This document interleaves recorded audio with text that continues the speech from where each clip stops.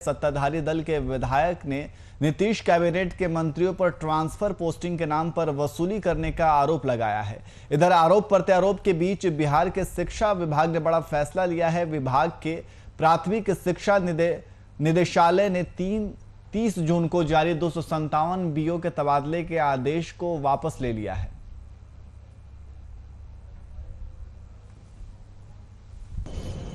देखिए, इसमें काफ़ी सूचनाएं मिली हैं, चाहे जिनकी पदस्थापना हुई है, ट्रांसफर पोस्टिंग जिन हुआ, जो पदाधिकारी पदस्थापित किए गए हैं उनके द्वारा, या उस विभाग के जो संबंधित पदाधिकारी हैं उनके द्वारा भी ये जानकारी मिली है कि बहुत बड़े पैमाने पर इसमें ये किया गया है। उसमें भाजपा के मंत्री, जेडीयू का मंत्री तो एक के बारे में हम कह सकते हैं, सबके बारे में। वो जेडीयू में नीतीश जी का नियंत्रण है, मंत्रियों पर नियंत्रण है, यहाँ किसी का कोई नियंत्रण नहीं है। अब ऐसे ऐसे मंत्री बनाए गए हैं कि वो कुछ भी कर सकते हैं। जिस बैकग्राउंड के मंत्री, पैसा वाले, क्रिमिनल, जिस तरह के मंत्री बनाए गए हैं वो कुछ भी कर सकते हैं। मैच्योर्ड मंत्री, नए लोग तो।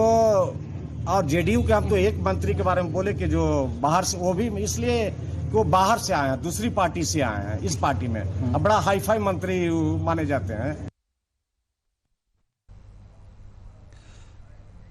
और इसी खबर पर अधिक जानकारी के लिए हमारे संवाददाता कुमार गौतम हमारे साथ लाइव जुड़ गए हैं। गौतम, बीजेपी के विधायक ने नीतीश कैबिनेट के मंत्रियों के ऊपर गंभीर आरोप लगाया है, कहा है कि तबादले के नाम पर वसूली की जाती है। देखिए, ये मंत्रियों के ऊपर जो आरोप लगा रहे हैं ये खुद भारतीय जनता पार्टी के विधायक है। और देखिए, इनकी सरकार है और सरकार में इनकी नाराजगी आज की नहीं है। ज्ञानेंद्र सिंह ज्ञानू की नाराजगी आज से नहीं है। बेबाक बयानों के लिए जाने जाते हैं और मौका जब इनको मंत्रिमंडल में शामिल नहीं किया गया तब से ये लगातार अपनी ही सरकार के खिलाफ बिगुल फूंकते रहते हैं। हालांकि बहुत ज्यादा भारतीय जनता पार्टी तवज्जो नहीं देती है और ना ही इनकी बयानों को पार्टी की राय बताती है। वो कहती है उनका व्यक्तिगत राय। तो ऐसे में व्यक्तिगत राय लगाने वाला व्यक्ति ही यदि भारतीय जनता पार्टी का विधायक हो, तो वहाँ का जनप्रतिनिधि हो और बहुत पुराने विधायक भी हैं वहाँ के, तो ऐसे में इनकी बातों को नजरअंदाज नहीं किया जा सकता। इसलिए आज ये सुर्खियां हैं। और जिस तरह से जून के महीने में तबादला एक्सप्रेस की तरह पूरी सरकार जो है मंत्रिमंडल में अंदर तमाम विभागों के पदाधिकारियों का, कर्मचारियों का तबादला करती है, तो ये जून का आखिरी जो महीना होता है, अंतिम सप्ताह, ये पूरी तरीके से एक्सप्रेस तबादले के रूप में होता है। एक्सप्रेस तबादला इसलिए क्योंकि आनंद फानन में कभी कभी आपने देखा कल ही कि किस तरह से कृषि विभाग के अंदर एक मृत व्यक्ति को जिंदा और जिंदा व्यक्ति को मृत करके तबादला कर दिया जाता है। ज्ञानू जो आरोप लगा रहे हैं उसमें गंभीर आरोप है। यदि जांच किए जाए, उन्होंने यहाँ तक कहा कि यदि जांच की जाए तो मंत्रियों के आवास पर करोड़ों रुपए कैश मिल सकते हैं। यानी कि जो प्रत्येक तबादले के पीछे पैसे का लेन देन हुआ है और इसमें कितनी सच्चाई है, क्योंकि सरकार इनकी है। अब इसमें जांच करने वाले जो टीम है वो भी अगर जांच करना चाहे तो सरकार इनको किसने रोका है? सरकार अगर जांच कराना चाहे तो करा ले। और ऐसे में जो, हालांकि सरकार ने सिर्फ तमाम विभागों के तबादलों को मंजूरी दे दी है। सिर्फ शिक्षा विभाग के एक तबादले का स्थानांतरण जो हुआ है उस पर सिर्फ अपने ही आदेश को वापस ले लिया गया है, जिसमें प्रखंड शिक्षा पदाधिकारियों का सैकड़ों की तादाद में प्रखंड शिक्षा पदाधिकारियों के स्थानांतरण की पहले आदेश दी गई थी, उसके बाद उसको वापस ले लिया गया। लेकिन उससे ज्ञानेंद्र सिंह ज्ञानू के बयान से कोई बहुत मायने नहीं रखता। अगर ऐसा होता तो परिवहन विभाग में देखिए तबादले हुए, सबसे ज्यादा राजस्व की वसूली परिवहन विभाग कर रहा है और माना जाता है कि डीटीओ से लेकर के तमाम जो कर्मचारी होते हैं वो पैसा ले देकर अपना ट्रांसफर पोस्टिंग कराते हैं और मनमानी जगह पे कराते हैं। लेकिन उसका कोई आधार नहीं है, उसकी कोई जांच के रिपोर्ट नहीं है। जी गौतम, बिल्कुल ये तबादले के नाम पर जो वसूली और पैसे के लेन देन की बात है ये कोई नई नहीं है। पहले भी तबादले के नाम पर पैसे के लेन देन की इस मुद्दे को उठाया जाता रहा है। और अब जब खुद बीजेपी के विधायक है, वो खुद अपने ही सरकार के ऊपर, गठबंधन की सरकार है, इस तरीके के गंभीर आरोप लगा रहे हैं और उनके इस आरोप को ये कह देना कि उनकी ये व्यक्तिगत राय है और वो ऐसे बयान देते रहते हैं, ये कितना सही है? उनकी बातों को गंभीरता से लिया जाना चाहिए। और दूसरा सबसे बड़ा सवाल ये है कि फिर तबादले के आदेश को वापस क्यों ले लिया गया? बिल्कुल, देखिए जिस तरह से सरकार के ऊपर गंभीर आरोप लगाए, ये कोई साधारण सी बात नहीं है। अगर सरकार के इन आरोपों को यदि विपक्ष उठाता तो एक बात थी कि विपक्ष सिर्फ राजनीति कर रही है, लेकिन जो बात आज विपक्ष कह रही है वही बात आज सत्ता पक्ष के लोग कह रहे हैं, वही बात आज अंदर में देखिए मदन सहनी कह रहे हैं। मदन सहनी ने तो इस्तीफे की पेशकश कर दी। उन्होंने कहा कि उनकी बात अधिकारी नहीं मानते, यानी कि भ्रष्टाचार का बोलबाला साफ कह रहे हैं। इसके अलावा देखिए हाल के दिनों में मुख्यमंत्री नीतीश कुमार के खिलाफ कई अंदर जो बगावत के सुर हैं वो निकल रहे हैं। तो अब ये आग धीरे धीरे मानसून के सत्र से पहले कहीं ना कहीं चिंगारी एक बड़ा आग का रूप लेगी, और इस आग के इस रूप में कितनी तब्दीली, कितनी बगावत और क्या कुछ देखने को मिलता है, ये देखना दिलचस्प होगा। लेकिन फिलहाल इतना जरूर है कि तेजस्वी यादव के पटना आने के बाद जैसे ही उन्होंने कहा कि 3 महीने में नीतीश की सरकार गिर जाएगी, उसके बाद ज्ञानेंद्र सिंह ज्ञानू का बगावत करना, इसके अलावा मदन सिंह का इस्तीफा देना, इन तमाम चीजों को अगर जोड़ कर देखें तो आने वाले कुछ दिनों में, मतलब कि जून का महीना खत्म हो गया, जुलाई में कुछ न कुछ राजनीतिक मलाई जरूर काटी जाएगी, और इसके लिए पक्ष और विपक्ष दोनों आमने सामने।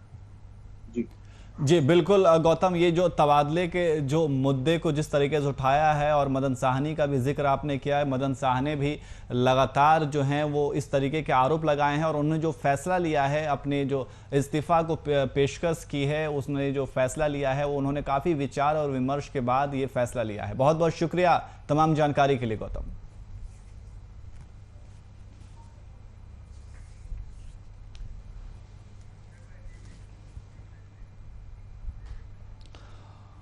और वहीं बिहार के नीतीश कुमार सरकार को बड़ा झटका लगा है। बिहार सरकार के समाज कल्याण मंत्री मदन साहनी ने इस्तीफे की पेशकश कर दी है। साहनी ने नौकरशाही से नाराजगी जाहिर करते हुए इस्तीफे देने की बात कही है। मदन साहनी ने कहा कि घर और गाड़ी लेकर क्या करूंगा जब जनता की सेवा ही नहीं कर पा रहा हूं।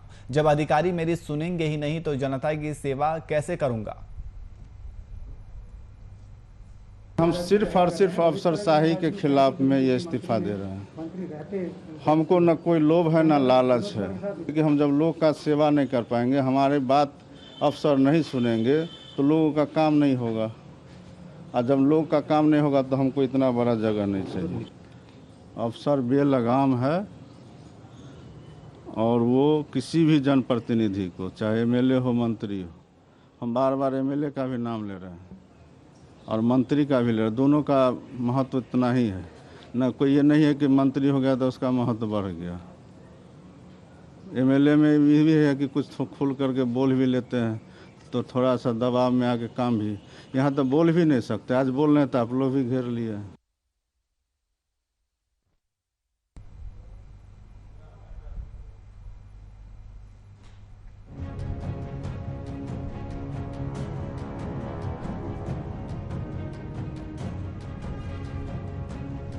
तो नीतीश कुमार के मंत्री ने इस्तीफे का ऐलान कर दिया है, और अधिकारियों के ट्रांसफर पोस्टिंग को लेकर आहत हुए हैं। अफसरों की मनमानी से था परेशान मदन साहनी ने इस्तीफे की पेशकश की है, और उनका यह कहना है कि चपरासी तक उनकी बातों को नहीं सुनते हैं और अब नहीं सह सकता अपमान। मंत्री मदन साहनी का कहना है कि वो लगातार अपमानित हो रहे हैं, और मदन साहनी के इस बयान का हम प्रमुख ने भी सपोर्ट किया है। नौकरशाही से नीतीश के मंत्री मदन साहनी नाराज हैं। नीतीश कुमार के मंत्री ने अब इस्तीफे का ऐलान कर दिया है। अधिकारियों के ट्रांसफर पोस्टिंग को लेकर आहत हुए थे।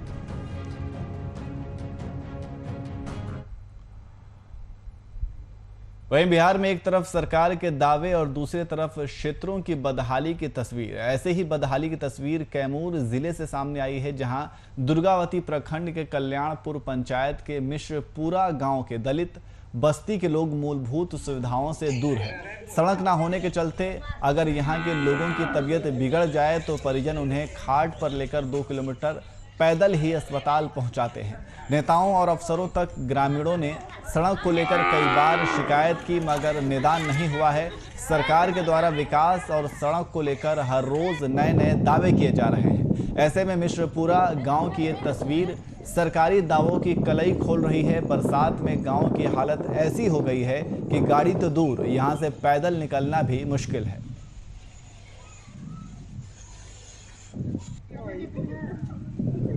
तो आप तस्वीरों में देख सकते हैं कि किस तरीके से बरसात के बाद जो सड़क है वो बदहाल हो चुका है। गांव में सड़क नहीं है, अगर किसी की तबीयत खराब हो जाती है तो किस तरीके से लोग वहां पे परेशान होते हैं। आप तस्वीरों में देख सकते हैं कि किस तरीके से खाट पर सुलाकर मरीज को ले जाया जा रहा है। सड़कें कच्ची हैं, बरसात के मौसम में सड़कें खराब हो जाती हैं, लोगों का चलना फिरना भी दूभर हो जाता है। तो सरकार के जो भी दावे हैं विकास को लेकर के, उसके कलई पोल खोल रही है। गांव में रास्ता नहीं है। हाँ, गाड़ी में रास्ता नहीं है, 2 किलोमीटर पैदल ले जाती है। कब से रास्ता नहीं है गाँव में? 1 दिन से नहीं रहा। कौन गाँव पड़ी? मिसिकपुरा। अच्छा, आप लोग आप कहाँ लेके जाए उनकी दवा के? चहरिया। अच्छा अच्छा अच्छा। गांव में गाड़ी नहीं किया उतना? नहीं। सरकार के कहीं कले नहीं आप? हाँ, कोई बार आवेदन दिया, बाकी कोनो सुनवाई नहीं। साइकिल से भी जाने ला रास्ता नहीं खे, सब लाट काट के सब खेत बना ले बा। और आने जाने का हमको सबको भी परेशानी है। पानी में हेल के आदमी जाता ना होता ना कैसा। अभी आप कहाँ से? अभी तो हम लोग भट्ठा पर से आ रहे हैं, मजदूर आदमी काम कर रहे हैं। कहाँ के रहने वाले हैं? हम रोहंगा के रहने वाले हैं, खुद रोहंगा। इसी रास्ते जाते हैं? डेली यही रास्ते ही हम लोग का है। तो साइकिल से आ जाते हैं इस रास्ते? नहीं, यहीं से उतर कर जाना पड़ता है सर। अच्छा, कितना दूर लगभग? कम से कम यहाँ से कम एक गायधरा गाँव है, 1 किलोमीटर के लपेट में पड़ जाएगा। तो मतलब रास्ता एकदम बिल्कुल जर्जर हो गया। हाँ, एकदम जान ही लायक नहीं आदमी को। कितने आदमी परेशान है इसे जाने में रास्ता से। और इसी खबर पर अधिक जानकारी के लिए हमारे संवाददाता अजीत कुमार हमारे साथ फोन लाइन पे मौजूद हैं। अजीत, हम तस्वीरों में देख रहे हैं कि गांव के सड़क का बुरा हाल है और लोगों का भी ये कहना है कि यहाँ पे विकास के नाम पर कुछ भी नहीं हुआ है। सड़कें कच्ची हैं और 2 किलोमीटर पैदल ही जाना पड़ता है। जी हाँ, देखिए कैमूर जिले के दुर्गावती प्रखंड का ये पूरा मामला है, जो है कि कई सालों बीत जाने के बावजूद भी आज तक पक्की सड़कें नहीं बन पाया, जिससे मरीजों को हो रही है काफी परेशानी। वही जब हम लोग की टीम वहाँ पहुंची तो लोगों से हमने बात किया, तो बात करने के दौरान उन्होंने बताया कि अस्पताल पे एम्बुलेंस के लिए यहाँ रास्ता नहीं होने के कारण हम लोग मरीज को खाट पर लेकर 2 किलोमीटर लेके जाते, जो बीच रास्ते में ही कभी कभी दम तोड़ देती है जी। ऐसे में एक तरफ सरकार जो है कि रास्ता 7 योजना के अंतर्गत जो है कि रास्ता को लेकर तमाम योजनाएं चलाई कि पक्की नाली और रास्ता होगी, लेकिन वहीं कैमूर जिले में अभी भी देखने वाला जो है सामने निकल के आ रही है कि रास्ता अभी तक पक्की नहीं निकला। जो है वहाँ के जनप्रतिनिधि का क्या कुछ कहना है इस पूरे मामले को लेकर? देखिए, जनप्रतिनिधि ऐसे में जो है कि पहले पूर्व विधायक बीजेपी के थे जो अशोक कुमार, जो उन्होंने भी ये कार्य को नहीं किए, लेकिन इस बार भी आरजेडी के विधायक जो सुधाकर सिंह थे, लेकिन उन्होंने भी अभी तक यह कार्य को पूरा नहीं करा सका, जिससे आए दिन ग्रामीणों को हो रही है परेशानी। जी, बहुत बहुत शुक्रिया तमाम जानकारी के लिए। तो मूलभूत सुविधाओं से ग्रामीण दूर हैं। आप तस्वीरों में देख सकते हैं कि किस तरीके से ग्रामीणों को परेशानियों का सामना उठाना पड़ रहा है। कच्ची सड़कें हैं, पैदल ही उन्हें अस्पताल जाना पड़ता है और वहाँ के जनप्रतिनिधि बिल्कुल भी उनकी नहीं सुनते हैं।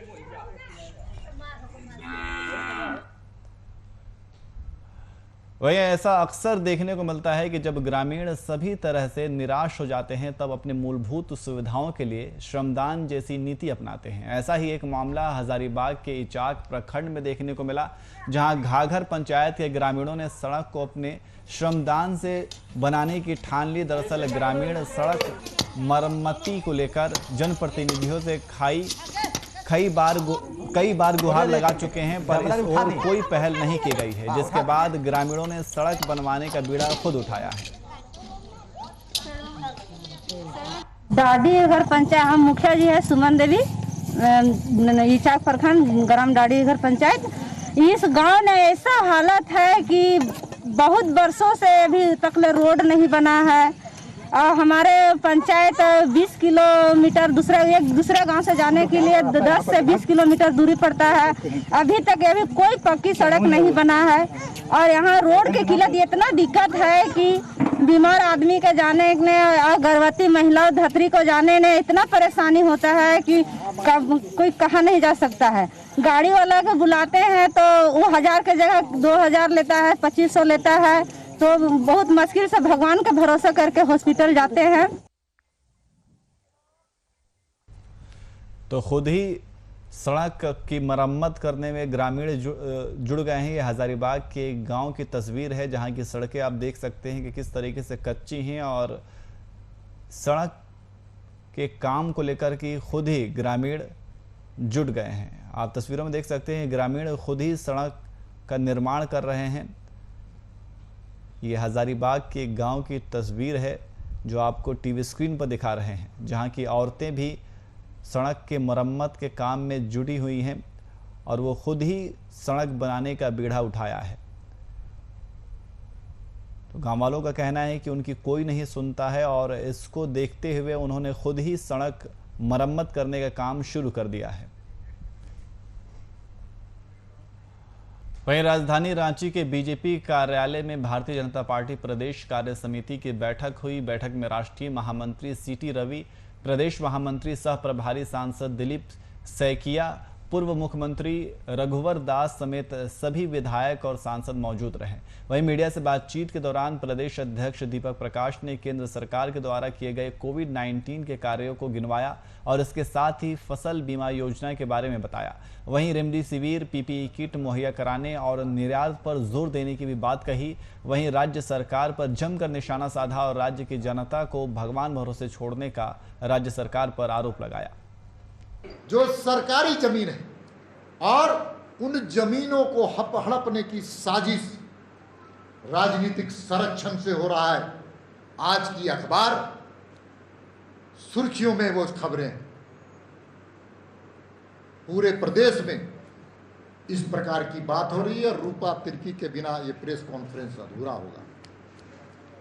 रूपा तिर्की के मामले को राज्य सरकार सीबीआई में क्यों नहीं देना चाहती? दाल में कहीं काला नजर आ रहा है।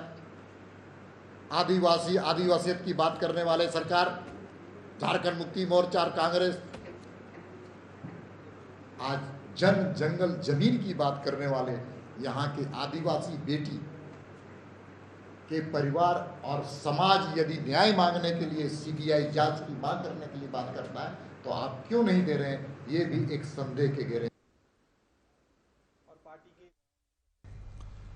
और पाकुड़ जिले के हिरणपुर तुराई स्थित सील किए गए आरएस इंटरप्राइजेज दवा दुकान को दंड अधिकारी के नेतृत्व में टीम ने जांच के बाद खोल दिया। इस दौरान औषधि निरीक्षक और एसआई भी मौजूद रहे। आपको बता दें कि 7 जून को एसडीओ के निर्देश पर तुराई स्थित आरएस इंटरप्राइजेज दवा दुकान में दंड अधिकारी राम कुमार साहा के नेतृत्व में छापेमारी की गई थी। इस दौरान जांच कार्य में सहयोग न करने को लेकर टीम द्वारा तुरंत दुकान को सील कर दिया गया था।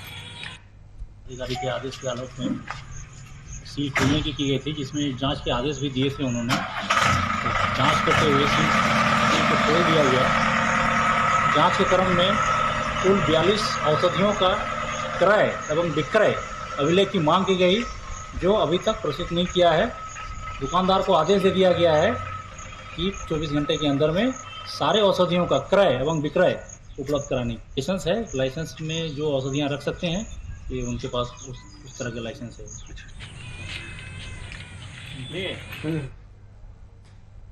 और मधुबनी के खजौली में मूसलाधार बारिश के चलते दर्जनों परिवारों के घरों में पानी घुस गया। पानी निकासी की सुविधा नहीं होने से आम जनजीवन गंभीर रूप से प्रभावित हो चुका है। घर आंगन में जल जमाव के चलते ग्रामीणों के सामने पेयजल की समस्या आन पड़ी है। इस समस्या से निजात पाने के लिए ग्रामीणों ने सीओ से जल निकासी की व्यवस्था करने की मांग की है।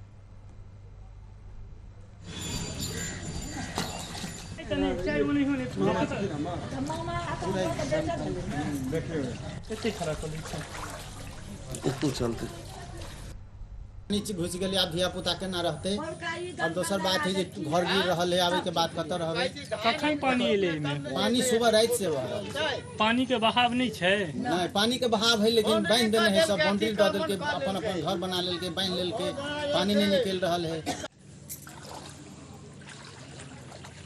साथ में कॉल करते तो आप तस्वीरों में देख सकते हैं कि किस तरीके से जल जमाव की स्थिति पैदा हो गई है और इससे आम जनजीवन अस्त व्यस्त हो चुका है। तो सीओ से जल निकासी व्यवस्था करने की मांग भी की गई है। वहीं औरंगाबाद एसडीओ डॉक्टर प्रदीप कुमार ने रफीगंज प्रखंड के बौर पंचायत के अंतर्गत कुटकुरी और गंधरप गांव में बूथ का निरीक्षण किया, जहां प्रखंड विकास पदाधिकारी रितेश कुमार सिंह समेत कई वरिष्ठ अधिकारी कुटकुरी गांव पहुंचे और ग्रामीणों से मिलकर सामुदायिक भवन और प्राथमिक विद्यालय का निरीक्षण किया और साथ ही ग्रामीणों से बूथ संबंधित जानकारी भी हासिल की। गंधर्प और कुटकुरी ग्रामीणों के बीच का विवाद है। कुछ लोगों का कहना है कि बूथ गंधर्प में रखा जाए, कुछ लोगों का कहना है कि सामुदायिक भवन कुटकुरी में रखा जाए। उसी का स्थलीय निरीक्षण किया गया है और बाकी यहाँ का जो भी मतदाता किस किस गाँव से कितना ये देखा जाएगा और जातीय समीकरण क्या है और राज्य निर्वाचन प्राधिकार का क्या गाइडलाइन कहता है, उस आलोक में हम लोग निर्णय लें। जी कुछ लोगों का विरोध है कि नहीं है। फिलहाल बुलेटिन में इतना ही। देश और दुनिया की तमाम खबरों के लिए देखते रहिए VIP न्यूज़। नमस्कार।